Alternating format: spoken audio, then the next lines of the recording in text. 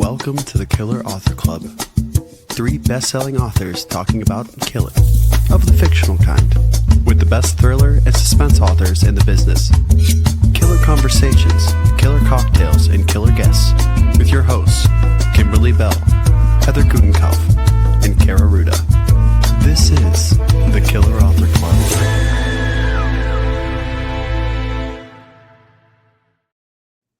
Hello and welcome to the Killer Author Club, your favorite haunt for all things murder, mystery, and mayhem. Tonight, we are so excited to welcome the one and only Tessa Wegert to the Killer Author Club hot seat. We have all the questions about In the Bones, so buckle up and get ready to kill the lights. I'm Killer Kimberly Bell. I'm Killer Tessa Wegert. I'm Killer Heather Gutenkopf. And I'm Killer Kara Ruda. And before we dive into Tessa's book, a couple of quick PSAs. Tonight's show will be available this Friday as a podcast, including bonus content just for listeners. Find the links at killerauthorclub.com. And while you're there, sign up for our newsletter so you are the first to hear all our killer breaking news. And now, Heather, would you please introduce our guest?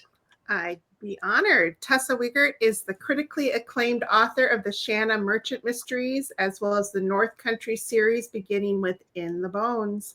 Her books have received numerous starred reviews and have been featured on PBS and NPR radio. A former journalist and copywriter, Tessa grew up in Quebec and now lives with her husband and children in Connecticut, where she co-founded Sisters in Crime Connecticut and serves on the board of International Thriller Writers. Tessa, welcome to the Killer Author Club. Thank you so much for having me. This has been such a dream of mine, honestly, to chat with you three. So I'm just very excited about tonight. Yeah, well, we're very excited too. And maybe you can start us off by telling us a little bit about In the Bones. Yes, sure. I would love to. So it is spring in the Thousand Islands of upstate New York, otherwise known as the North Country. And things are getting strange. Some of the summer people are coming back to open their homes up for the season and discovering strange items missing from their homes that were there in the fall and aren't there now. And then things get even stranger when a woman is discovered hiding in one of the occupied homes and apparently found some bones in the basement. And so the police get involved and it kind of spirals from there. I can talk a lot about the inspiration for this book because it's kind of a crazy story. And yeah, it's just the first book in the North Country series. So what's interesting, I guess, and unique about it is that it's a spin-off series from the Shanna Merchant books. So there are a lot of the same characters and then some new additions as well. A lot of the same general regional settings, but you know, fresh perspective on things, because this book is written from multiple points of view versus the previous books in the Shanna series, which were a single narrator. So yeah, I thought I would kind of mix things up and hopefully readers will be excited about seeing things through a fresh lens. Oh, I know they are going to be. We're so excited to talk more about it. And so listeners, make sure you get chatty and start dropping your questions into the comments. But Kara, can you tell us what we're drinking tonight? You know, I'd love to, Heather. Okay, tonight's drink is the Riverside Rosemary Mule, chosen by Tessa herself. Okay, Tessa, please tell us why you chose this drink as tonight's killer cocktail. Okay, I have one here, complete with the little rosemary sprig. It's actually very delicious. I picked it because of the name. It's called the Riverside Rosemary Mule, and it was actually created, I believe, by a local distillery up in the Thousand Islands. And so when you make it, you're supposed to use, of course, the St. Lawrence Spirits vodka rather than just any old generic vodka. And it's delicious and refreshing and kind of good all year long, not necessarily a seasonal cocktail. And so it seems like the perfect fit. Perfect. And thank you for making one. And cheers. I have a paper cup. Cheers. Sorry about that. Okay, cheers. Cheers, cheers. Okay, so we created the Killer Author Club so readers could get up close and personal with your favorite thriller writers. This season's lineup is stacked with killers. Nicole Bart, our very own Killer Heather, Jilly McMillan, Lee and Andrew Child, you might have heard of them. The Killer brothers responsible for a big guy, Jack Reacher. And for dates, times, past episodes, and our Killer 2026 lineup, which is hot off the press and newly uploaded to the website, go to killerauthorclub.com after the show, because tonight it's all about In the Bones. Wegert expertly casts suspicion on one character after the next, but the climactic reveal is likely to take even the canniest readers by surprise. Here's to the promised sequels. That's from Kirkus Reviews. Stephanie Wrobel says, prepare to neglect your job, your pets, and your errands, because In the Bones is impossible to stop reading.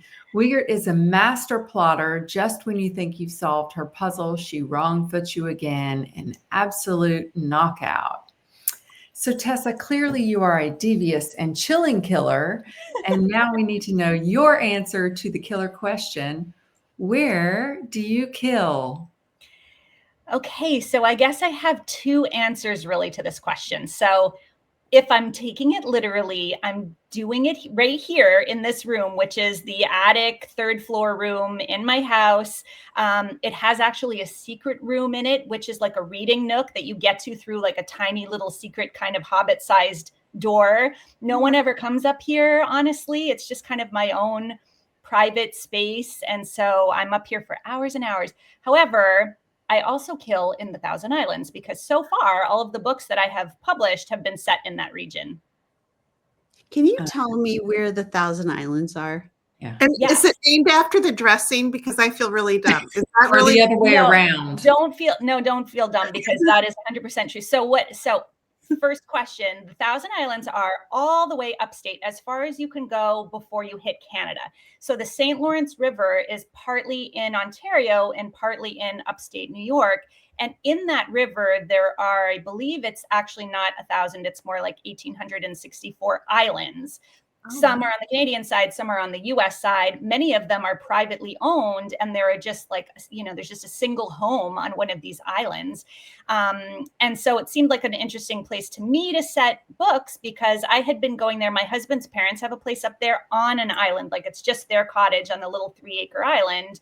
And so every time I went up there, I thought, God, there's so much atmosphere here. And it's so interesting to think about, what if a crime occurred on an island? So that's a theme in a lot of the books. Like, what if, the crime scene is actually on the island? How would the police address that? What would happen? And then the Thousand Islands dressing situation is that there's a famous hotel up there. And there is a gentleman who used to be affiliated with that hotel and also with the Waldorf Astoria Hotel in New York. And he, while he was in the Thousand Islands, invented, this is the general story that we've heard. I think it's kind of like an urban legend to some degree, but apparently he created it while he was in the Thousand Islands and brought the recipe back to the Waldorf Astoria Hotel in New York and introduced it as Thousand Islands dressing. And so that was where it took off, really, was in New York, because that's where he brought the recipe. Right, but based on the islands. But based on being there in that area. Yeah. Exactly. I love that. So not a crazy question at all, Heather. No, in fact, I get that a lot. I learned something new.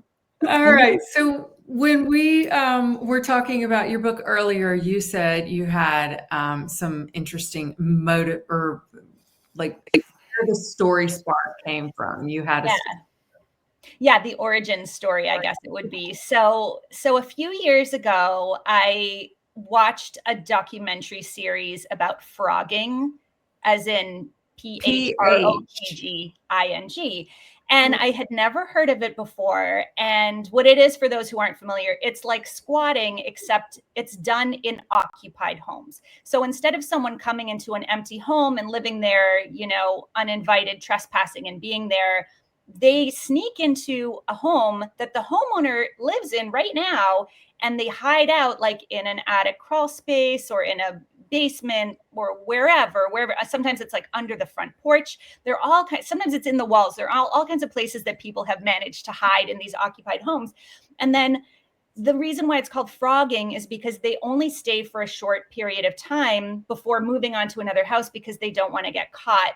And so the documentary was all about different people who had experienced froggers in their homes and how they started to feel like at first they thought maybe there was a ghostly presence, like weird things were happening, food disappearing from the fridge, strange noises from the attic, stuff like that. Then eventually in each of these anecdotes, in each of these scenarios, of course, it came to be that someone really was hiding in the home. So I am a very paranoid person. That is terrifying. Now we're all paranoid. Right? Like, this is my moment to say, I hope I don't sound dumb, but honestly, it was terrifying to me to think. And to this day, I always check my basement when I'm away for like a few days, or if I've even been out for the day. My son, we have like a bulkhead door and he plays hockey. So he's always bringing his gear in and out of the basement. And I'm always checking to make sure that door is locked. And then of course, like going around and peering behind like Halloween boxes and stuff to make sure there's no one lurking in there. So anyway, I had that whole experience of watching the series, and it really made me wonder who would do something like this, right? Like, what kind of circumstances would have to occur? What kind of mindset do you have to be in to do something so reckless and so invasive? And so that was where the idea for the story came. That was kind of the kernel of the idea, was what if somebody did have to do this, and the Thousand Islands would be a good place to do it because they could get in the off season when there was no one in the home. But now they're there and the people are moving back for the summer. So, you know, where does that lead, and then the next question, because I'm always trying to, of course, as we all are, throw conflict into the mix. The next question was, what if while that person was hiding inside a home, they discovered evidence of a crime that they weren't involved in? Maybe. No spoilers. And didn't you just mention that you have like a little tiny crawl space behind you? Yeah. Yeah. Okay. A secret room where someone could be living right now. Yeah. That is the thing. I hear, like, it's an old house. This house is like 120 years old. So I hear creaking and like the boards settling, and I'm just lying in bed looking up at the ceiling thinking what's going on up there or what's going on in the basement. So it's a good book for spooky season, I would say, considering that it does have some eeriness to it and there are some pretty chilling moments. I agree. Basements are scary no matter what. Right. Definitely creepy. Everybody already is terrified. Thank you for all of your descriptions. Yeah. Everyone's just like creepy. And you see it with the smile too, which makes it all go down even more creepy. That's right. I know. Yeah.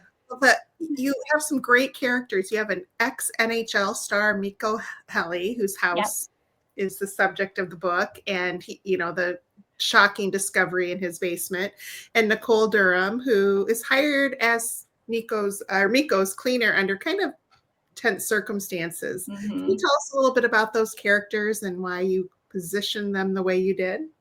Yeah. So with the previous book, The Coldest Case, I had some Instagram influencers in the mix, and I'm always really interested in looking at like the juxtaposition of fame and like smaller local communities that really haven't experienced anything close to that, right? And so this is a community of small river towns all up and down the St. Lawrence. So I was interested by the idea of introducing this celebrity NHL star, recently retired, has kind of a reputation for being a party guy, and he introduces himself into the community, and then what is the fallout, right, of having this pseudo celebrity there, especially when his path starts to cross with some of the locals with parties and various things happening at his house.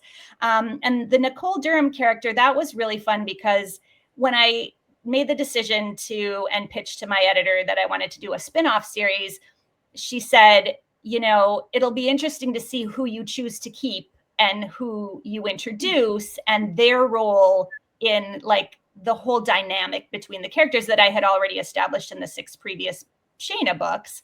And Nicole Durham is actually the sister of a character from those previous books, a pretty major character, Sheriff Maureen McIntyre, who goes by Mac. So this is her sister. And up until this point, readers who read all of the Shayna books or any of the Shayna books wouldn't know even that she has a sister. So this is the first time that you find out a little bit about her family, that character's family. even though it's a character that you've spent a lot of time with over the course of those other 6 books. So that was fun to really think about what her relationship would be with her sister, what her sister would be like, what her sister's daughters would be like. One of the daughters plays a really big part in the book. And yeah, so it's been a kind of a challenge to decide who to kind of keep alive and and then who to introduce. But it's been really fun. And to answer Amanda's question, they can be read as standalones. I always recommend trying to read them in order just because you do get some spoilers if you read them out of order. But readers tell me all the time that they started with book 5 or book 6 and it was fine. So I think you could do either one. So I want to know a little bit about your process, just because you have, I don't remember how many points of view you wrote from in this particular story, but a bunch, right? Yeah. So how do you keep track of all the POVs and all the characters and who knows what and who's revealing what, where? Like, how do you keep track of all that?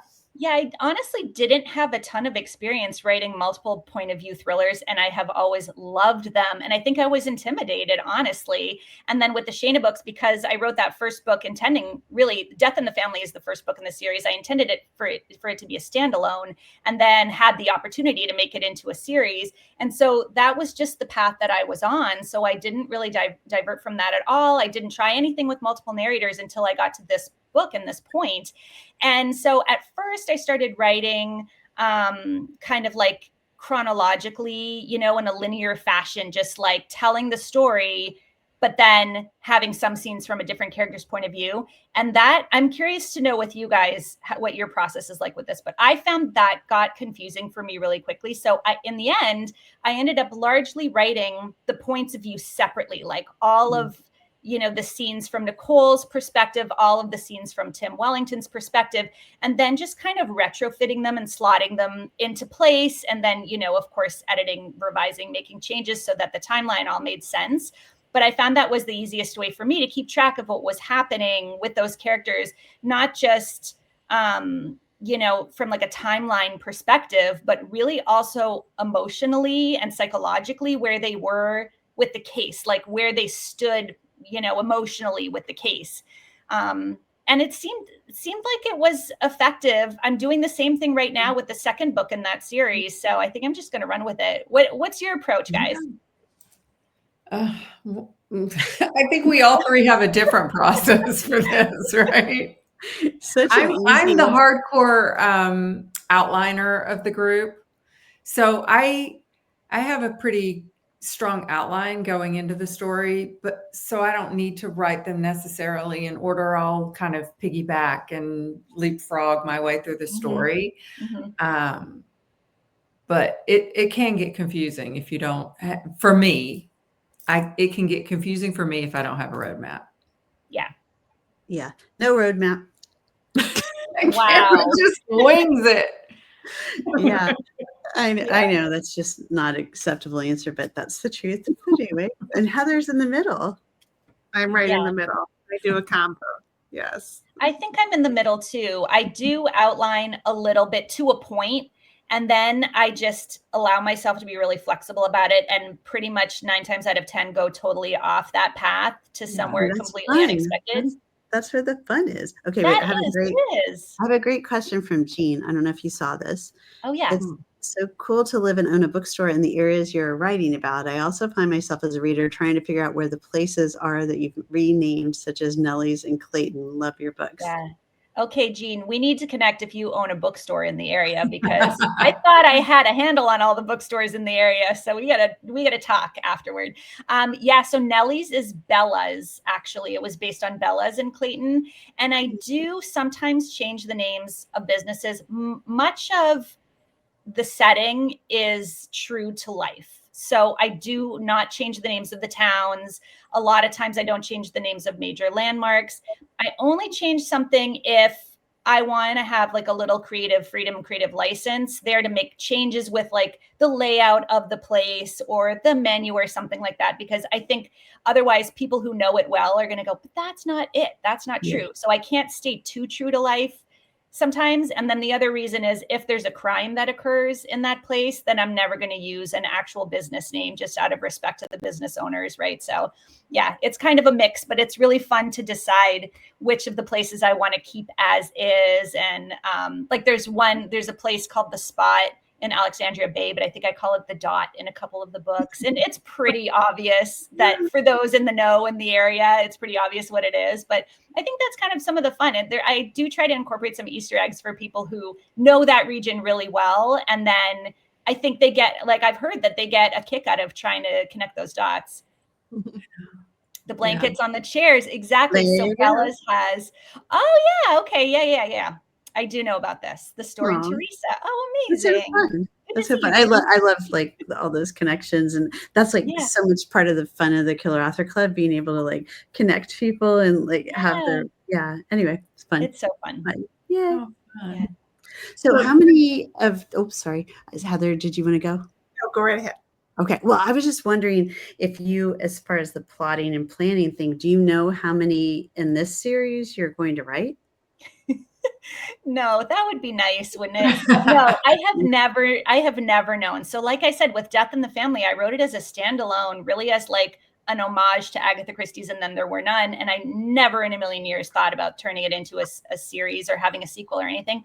I think because before I was published, I wrote 3 books that were never published, like an entire trilogy that never was published. So by the time I got to Death in the Family and it was acquired, I was like, I'm doing one and done. And like, I'll come up with a new idea because I put in all that time. And I really think of those books as my practice books now. And I think they served a purpose, and I appreciate the experience of having written them. But it was a lot of time and effort to put in for 3 books that never were published. So I didn't have any expectations at all with Death in the Family. And then it was picked up as a 2-book deal. And then after that, it was kind of like a book here, 2 books there, 2 books there, another contract for 1 book in the Shayna series and 1 book in the new series. And so I have never really known. And with each new opportunity and new contract, I just sit down and think about where I've been with the series and what, groundwork I've already laid. And I have to mine that for new story ideas, because you can't change what's already there, right? And so even with this new series, because so much of it is related to the previous series, some of the characters, like if I want to bring them back, those characters have backstories. I can't, stray from that. I have to be true to what I've already done. So it does get a little bit tricky. For a long time, I just also was winging it, and I had it was ridiculous. I had a bunch of index cards that said specific dates and like birth dates of characters and stuff. And I was all over the place. And just recently with this first book in the new series, I sat down and created like a very extensive kind of North Country, Thousand Islands universe spreadsheet with all the characters and their connections to everyone and all of that connective tissue between them that I was just relying on my memory for, and like leafing back through previous books that were already done and out in the world. And that felt stressful because I didn't want to make a mistake. So from now on, it took me 6 books to get there, but from now on, I'm going to be much more organized about it. Smart. So you have a series Bible. That's what they call them, exactly. right? I have a series Bible. Yeah. Finally, I have that. And I don't know. I think I'm just really impatient. And the writing is the part that I like the best, which is another reason why I don't do a ton of planning up front. So I just dive in and then, fill in the blanks when I need to. But it's so much easier already having that series Bible to reference whenever I need to. And you're already writing the 2nd book, right? Is that what you said? Yep. Okay. And I do have ideas for others that I'm going to propose. So we'll see where that goes. So exciting. Well, we cannot wait. We cannot wait for the moment. But Killer Tessa is giving away 2 copies of In the Bones to 2 lucky U.S. viewers. So it doesn't matter where you're watching. We scour the comments everywhere we stream. But please make sure to shout out where you're from when you answer this question. And first, I have to do the give a yay. Okay. Nice. Very important thing. Okay. Question is, where does In the Bones take place? So answer that question and you may be a lucky winner. And just think of your salad dressing, I think. Okay. Okay. The Killers are big fans of independent booksellers, and we want to send them all the support. Tessa has chosen Barrett Bookstore in Darien, Connecticut as her killer store tonight. Tessa, tell us why you love this bookstore so much. Oh God, I feel so lucky to have an independent bookstore in my town, and not only in my town, but 5 minutes from my house. So I am there so often that at one point I was getting mail there. I went in one day and they were like, "We have a letter for you. We're not sure why it's here, but someone sent it to you here at the bookstore." So Barrett is the best, and that's hard to say in a way because there are so many amazing independent bookstores. And even though I picked Barrett, I want to give a shout out to the Little Bookstore up in the Thousand Islands too, because they provide. Rebecca at the Little Bookstore provides books for almost all the events I do in that area. But Barrett, I actually have an event coming up on November 4th on my launch day, which is going to be super fun. So if anyone is in the Darien, Fairfield County, Connecticut area, Corinne Jade, who wrote the Astrology House, and Sophie Jouanneau, who wrote the French Honeymoon, are both going to be there with me in conversation that night. So it's like a triple header about domestic suspense and stories involving marriage and lies and secrets and all that good stuff. So it should be really fun. How That fun. sounds amazing. Yeah. All right, we'll be dropping the link in the comments so you can order In the Bones along with any others that you would like on your wish list from Barrett Bookstore. So, and bookshop.org. Yes. Yay, thank you. Obviously, the Killers love to read, and we love it when you share what you're reading in our Facebook group. Post pictures, write reviews, ask for recommendations, and give yours. Tonight, though, we want to know, Tessa, what are you reading? So I have two books to talk briefly about. The first is Such a Clever Girl by Darby Kane, which comes out very soon, January 26th. And it's set in Sleepy Hollow, first of all, which that immediately sold me. It's set in Sleepy Hollow. It involves a family going missing from their mansion, kind of in a wooded area. And then the other family members kind of coming together as the inheritance becomes in play for them. It's got, and she always does like a bit of a legal thriller element to it, which I think is fantastic. So it's like a domestic thriller, but it's also a mystery with some legal elements to it. I can't recommend it highly enough. And I'm just about to start. I can't say much about it yet because I haven't read it yet, but I just got mine today to read Deborah Goodrich Royce's Best Boy, which just came in the mail, and it looks amazing. And not only because of this, does this not remind you of the Home Alone house? The second I saw it, I was like, oh yeah. So yeah, but also like a super creepy version of it, right? Yeah. Like in the fall time. Yeah, I'm really pumped about this one. In the fall time. And Deborah will be coming by the Killer Author Club next year. I don't remember the date, but it's on our website, so you can find it and mark it. KillerAuthorClub.com. And we also have two fabulous new releases that we want to celebrate tonight. First, we have You Belong Here by Megan Miranda. So it's twisty, tense, and atmospheric thriller featuring Miranda's signature anxiety-inducing twists, a small town with big secrets and chilling, evocative writing. And then we have What the Dead Can Do by Peter Roche. A young child's fate is at stake in a deadly battle between his deceased parents in a dark, psychological, speculative thriller tinged with horror. So perfect for spooky season, both of them. Megan is giving away 5 copies of You Belong Here, and Peter is giving away 2 copies of What the Dead Can Do to U.S. viewers. Comment if you want in and tell us where you're from. Good luck. And because we are all about shamelessly plugging our own work, don't miss the Killer's latest reads. That's right. Kara's got We Were Never Friends, a sorority reunion that takes a very, very dark turn. Pre-order now before the party gets started. And speaking of deadly party, Heather's serving up the perfect host, an over-the-top gender reveal party that explodes in more ways than one, coming in November really soon. So pre-order now. Yes, and Kimberly's taking you on a deadly European getaway in the expat affair. 2 Americans, the glittering diamond trade in danger in Amsterdam. That's right. And it's $1.99 right now on Kindle. So if you go get the ebook, it's a good deal.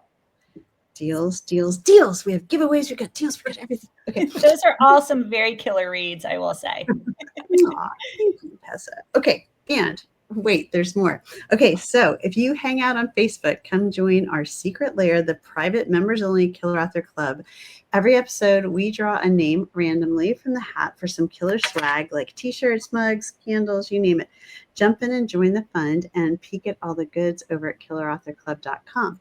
Tonight's winner is Janice Murphy Roberts. Congratulations. Please send one of us killers your address and we'll send some fun killer author swag your way. And want to be the next winner? Join us. So click on the link and become a member. Also, a big killer thanks to Book Reporter for sharing the murdery love. Stay up to date on bookish news and events at bookreporter.com.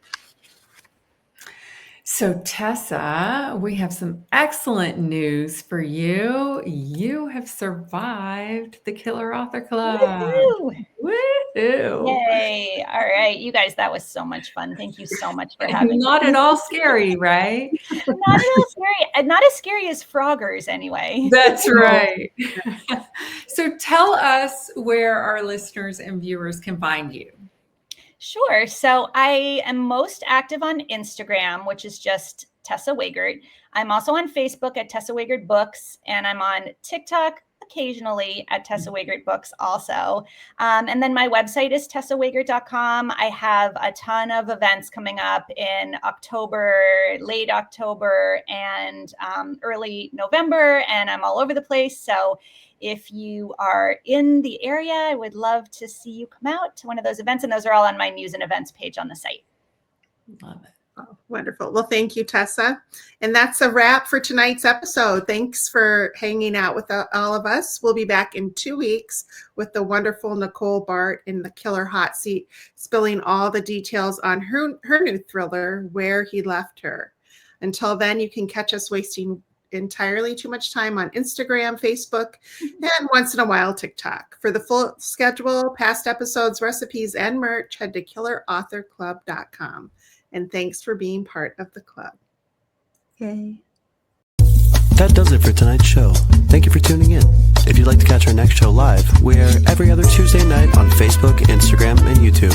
For times, upcoming schedule, and to catch up on past episodes, visit us at killerauthorclub.com. Happy reading. Now get on out there and kill that TBR.